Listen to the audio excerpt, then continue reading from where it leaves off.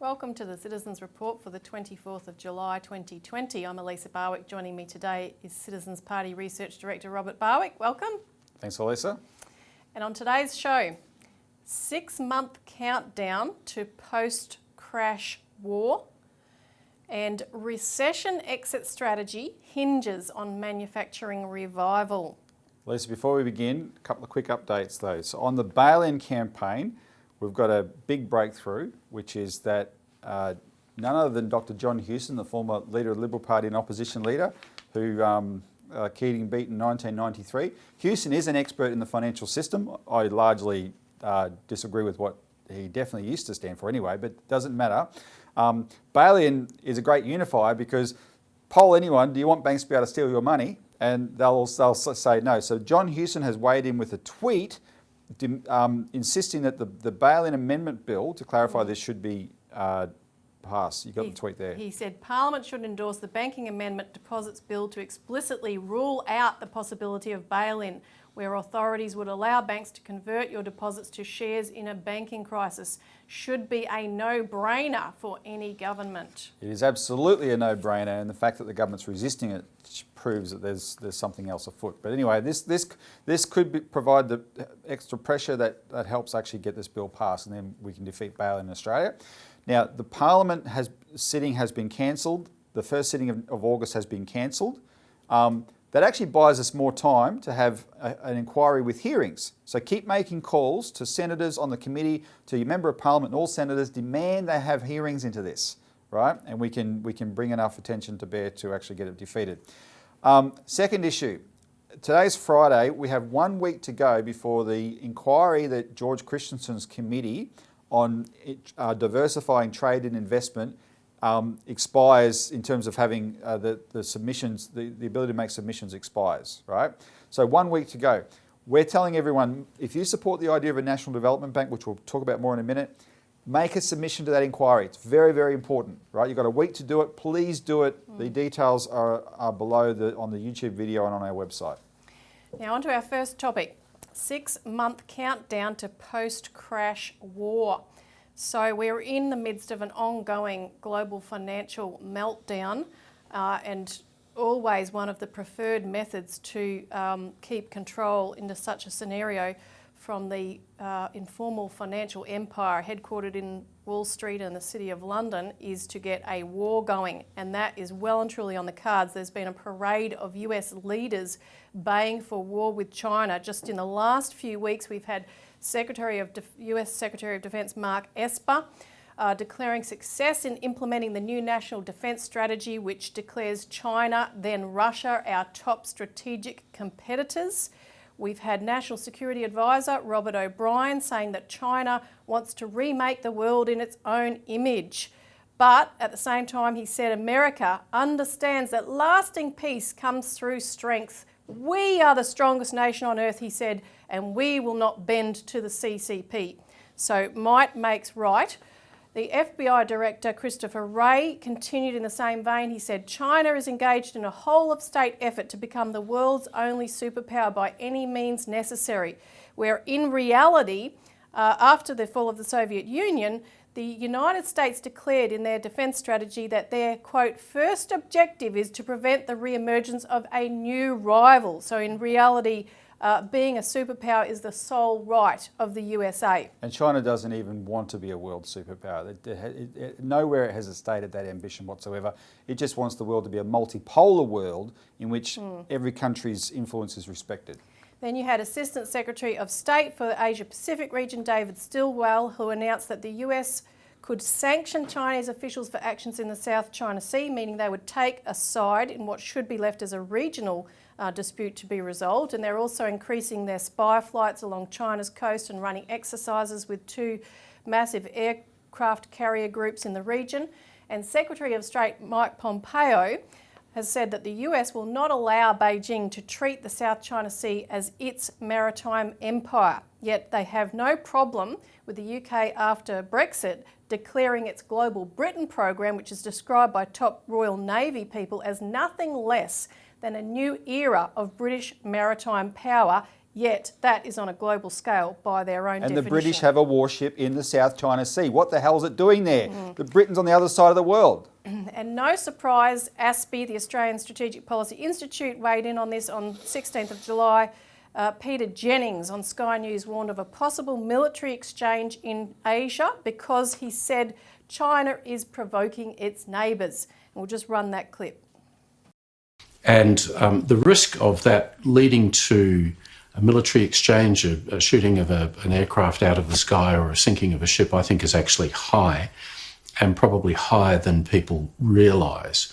So it's a dangerous time, and I think it's got a number of governments around the world seriously alarmed at what might take place in the second half of this year and moving into 2021. Elisa, what you've just gone through, including that Peter Jennings clip, you said at the beginning these leaders, these US leaders, etc., are baying for war with China. No, baying is what bloodhounds do. They are braying for war. That's what donkeys do, and they want us to be donkeys and go along with it. Peter Jennings is talking about China being the provocateur in the South China Sea. There is a huge amount of Australian exports that go through that sea every year and never threatened. There's no threatening of any proper shipping in the South China Sea, because most of it's going to China. China's no threat to its own trade, right? It's when America wants to sail these massive aircraft groups through there that pack enough power they could blow up the whole world. China naturally goes, well, we have an issue with that. But we've just had an incident yesterday where the ABC reported, and other outlets reported here, that the Chinese warships confronted they said Australia's ships, it was actually Australian warships there. Now it's been revised because the military has admitted no confrontation happened. There was a communication between the two types of ships. It was a routine encounter. A routine encounter is all it was, yet it was reported as a confrontation. ABC has quietly changed its article on that. And what it tells you, though, is we're in a very dangerous period. The danger is not that there will be a confrontation, as much as the danger is there will be a claim of a confrontation. This is like the Gulf of Tonkin incident in 1964, that America claimed that the Vietnamese had damaged one of their ships, right? Led to the Vietnamese War, and it was all rubbish. It was all lies. It's all been proven to be lies. That's the sort of position that we're in again now in that area there, right? There's all sorts of claims being made about China all the time. Just one other I wanted to highlight. The other day, the Washington Post released cables that it had reported back in April. And those cables in April they claimed the US State Department in 2018 had sent back cables to Washington expressing safety concerns about the Wuhan lab. Now, the Washington Post report in April about those cables directly led to our government calling for an inquiry into China, right, insinuating this came from the lab. The cables have been released. They say nothing of the kind, right? Those cables from 2018 actually complemented the Wuhan lab. And what they do show is how friendly and cooperative America and China were as recently as January 2018. And you read it and it sounds like a foreign country, a foreign era you're talking about, because there's so much enmity now that has been, this relationship has been destroyed. Not from, China didn't initiate it. The American side, the maniacs around the Trump administration have destroyed this relationship and made the world so much more dangerous, and we are foolishly going along with it. And when Peter Jennings, who has done more in Australia to get a war going between us and China, is predicting it in 6 months, take it seriously, because they are the kind of people who will orchestrate it within 6 months and make all these kind of claims, right? If you worry about a financial crisis, you do not want a war. It will make a financial crisis, a pandemic, look like child's play. That's right. We have to stop this, and Australians have to wise up to what our side is doing. And after this break, we're going to talk about the domestic aspect of the push for war.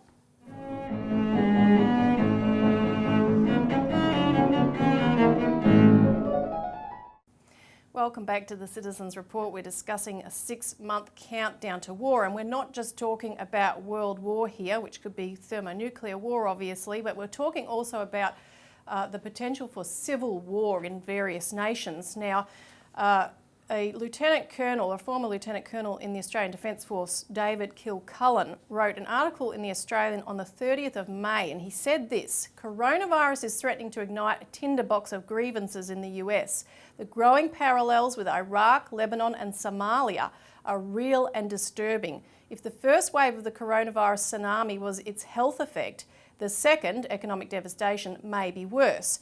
But there is a third wave coming, the possibility of armed conflict towards the end of this year, when the combined health and economic impacts of the crisis will peak amid the most violently contested presidential election in memory. So he's talking about in the domestic US situation, and this is something that was also foreshadowed by the Christchurch killer Brenton Tarrant, who in his manifesto said his aim was to create a crucible of crisis by destabilising society with radical, violent change. Especially the United States. Yes, he said civil war in the so-called melting pot that is the United States should be a major aim in overthrowing the global power structure. And what we've seen earlier in the year in May after the murder of George Floyd with the US riots is an arising of more people like Tarrant, who described himself as an accelerationist. And accelerationists bring together a combination of people from the left and the right who deliberately push the collapse of the social order in order to bring about change. And for example, you have the Boogaloo movement, which means Boogaloo in their lingo is a great turmoil that breaks the power of the authoritarian state. And you'll see some footage in the background. They wear their Hawaiian shirts and so forth. But this kind of violence justifies a crackdown, and that crackdown was prepared by the aforementioned David Kilcullen, who was recruited to the US Defence and State Departments by the worst neoconservatives under the George W. Bush government, and this guy had a major role in every theatre of the war on terror. And in a 2004 paper, he basically said that in order to counter terrorism, we can't use the old methods. We have to use the methods that we pioneered in Afghanistan and Iraq, where you actually have to take on an entire society which can share many of the grievances of terrorists. And this includes so-called domestic terrorists that you're seeing in many cases, not just like Tarrant, but in the United States there's been many cases of local incidents that are now defined as a type of terrorism. He defines insurgency as a popular grassroots movement that seeks to overthrow the status quo. And the Pentagon... Actually, his definition is so broad, it includes legitimate political action as well as illegitimate violence, etc. And the Pentagon is using this approach that he defined to tackle the battlegrounds of the future, which they define as large urban centres, which as population grows and the economy crumbles and natural disasters occur, become the major threat. And I'm just going to roll a clip which comes from The Intercept. And this was only obtained through Freedom of Information, but you'll get a sense of what he's talking about. Megacities are complex systems where people and structures are compressed together in ways that defy both our understanding of city planning and military doctrine. It is an ecosystem that demands a highly agile and adaptive force to successfully operate within. Social structures will be equally challenged, if not dysfunctional, as historic ways of life clash with modern living, ethnic and racial differences are forced to live together, and criminal networks offer opportunity for the growing mass of unemployed. This becomes the nervous system of non-nation state unaligned individuals and organizations that live and work in the shadows of national rule. Where physical domains can be seen, digital domains will have limitless potential to breed and expand without limit. Digital security and trade will be increasingly threatened by sophisticated illicit economies and decentralized syndicates of crime to give adversaries global reach at an unprecedented level. This will add to the complexities of human targeting, as a proportionally smaller number of adversaries intermingle with a larger and increasing number of citizens. The scale and density of these domains is daunting. In a city of 10 million, where you hold the support of 99% of the population, the remaining 1% represents a threat of 100,000. It is an environment of convergence, hidden amongst the enormous scale and complexity of the megacity. These are the future breeding grounds, incubators, and launching pads for adversaries and hybrid threats. Linked globally, these are man-made labyrinths that provide refuge and movement across the vast sections of these cities where alternate forms of governance have taken control. The advice of doctrine, from Sun Tzu to current field manuals, has provided two fundamental options. Avoid the cities, or establish a cordon to either wait out the adversary or drain the swamp of non-combatants and engage the remaining adversaries in high-intensity conflict within. Even our counterinsurgency doctrine, honed in the cities of Iraq and the mountains of Afghanistan, is inadequate to address the sheer scale of population in the future urban reality.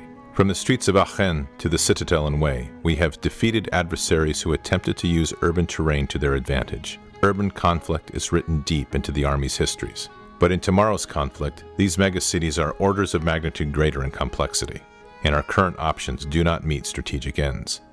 Our future operations must allow us to rapidly return the city to the people. They will be too large and complex to isolate or cordon in their entirety. Yet our soldiers will have to operate within these ecosystems with minimal disruption and flow. Our current and past strategies can no longer hold. We are facing environments that the masters of war never foresaw. We are facing a threat that requires us to redefine doctrine and the force in radically new and different ways. The future Army will confront a highly sophisticated urban-centric threat that will require that urban operations become the core requirement for the future land force. The threat is clear. Our direction remains to be defined. The future is urban. And you can add to that the increased militarisation of police in big US cities, but also the increased surveillance that we're seeing everywhere, carried out by not only governments but private entities. The thing with that video, just to re-emphasise, that was a Pentagon video, right? They are the ones that are putting this up there. The thing I want people to understand that when they're talking about this issue, the Pentagon and David Kilcullen, etc., they're actually not saying here's a growing problem and we have to solve it through actually addressing the cause of the problem, which is economic breakdown, the collapsing infrastructure in countries, bad health outcomes. No. They're saying here's the problem. Here's how we can be better at policing it with greater military capability, etc. Right? That's why your point earlier was important. That when they talk about all this stuff that's going along around the Boogaloo Boys and all this kind of stuff, you know there's an intelligence agency role in that stuff. There's a provocateur element because it justifies law enforcement and government moving in this direction. Right? And that's why what we're going to talk about in the next segment, Elisa, is so important because everything we're doing is about let's address the cause of societal breakdown, which is the economic problem, and then you won't have these issues. Yeah, exactly. And we've written a series of articles on this topic if you want to find out more in our Australian Alert Service newsletter. And we'll put a link to a collection of those articles in the info box below. If you're looking at it on YouTube, you can contact us if you're watching it on community TV. But what's happening here is you have the use of old imperial British methods such as the gang-counter-gang approach of population control, which was pioneered by General Brigadier Frank Kitson in Kenya, later used in Northern Ireland. You've got the old British psychological warfare outfit, Tavistock, right in the middle of this, the Five Eyes intelligence agencies with the CIA, and all these operations involved cultural warfare outfits and, of course, using Facebook and these other media as a big tool to spread all of this. So find out more, contact us, and we'll be right back in a moment to discuss the solutions.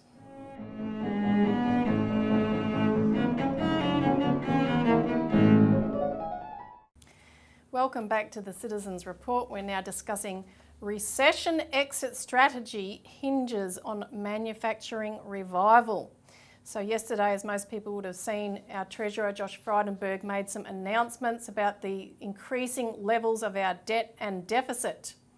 Well, what he said, Elisa, he almost wet himself on national television. Look, these are big figures. He emphasised that with a quavery voice. We have $850 billion in government debt. We have $80 billion deficit this year, but it is not record figures. We'll put up this chart that Melbourne Uni economist Warwick Smith used a few months ago to highlight what Australia did before World War II to pay down the high debt of the Depression versus what we did after World War II. And before World War II, the Joe Lyons government tried to balance the budget, and yes, that did help get the debt down a bit, but not as successfully as what we did after World War II, where without budget deficits, surpluses, in fact, we used budget deficits every year except one, we got the debt down much more successfully by growing the economy. Now, Frydenberg is saying that.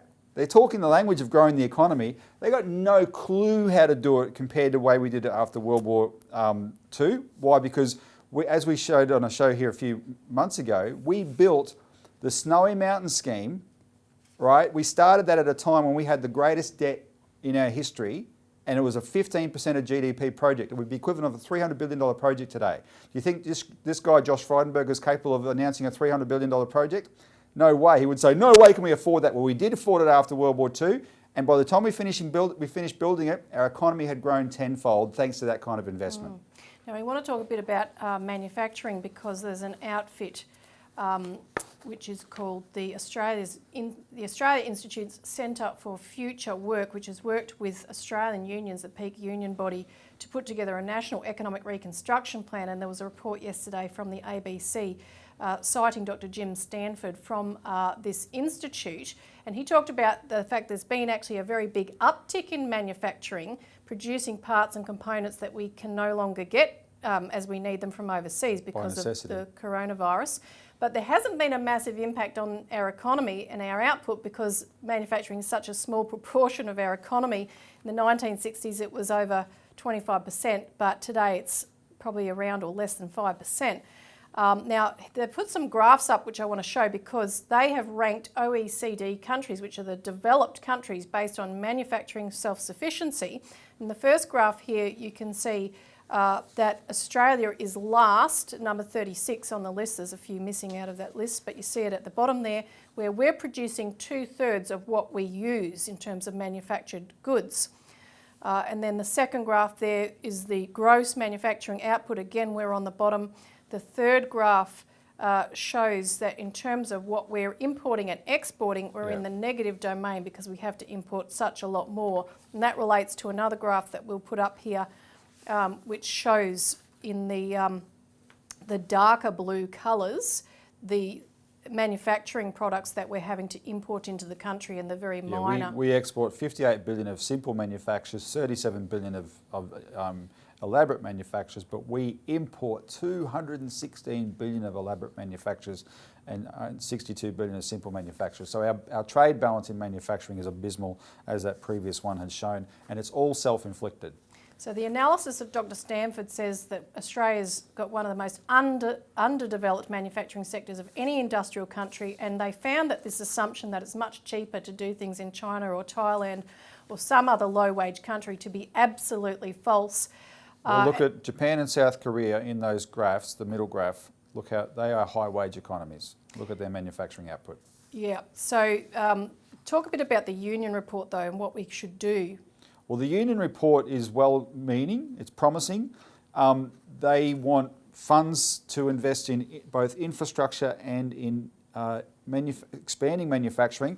They emphasise way too much sustainability and renewable stuff. It's a bit too ideological in that sense. But what they're proposing, the direction is fine, except it's just too small. They're proposing $1 billion here, $2 billion there, $500 million there on this kind of stuff, and maybe an extra $30 billion a year in infrastructure. We need a lot more than that. So what we're calling on Australian unions to do is support the campaign that we're running for a National Development Bank. We've got legislation that's being in the process of prepared for Parliament now, which will be a $100 billion bank. That's the capital that can invest $1 trillion into these sort of things, into infrastructure and into the people, thousands of innovators out there who just need backing to go and start manufacturing. That's how we'll turn this around. Much bigger. The unions got to think bigger. Politicians got to think bigger. Everybody's got to think bigger. We're putting up the policies and the legislation, Elisa, to do it. And if you're in the unions, get involved. Get your union involved. Support this policy that we're running.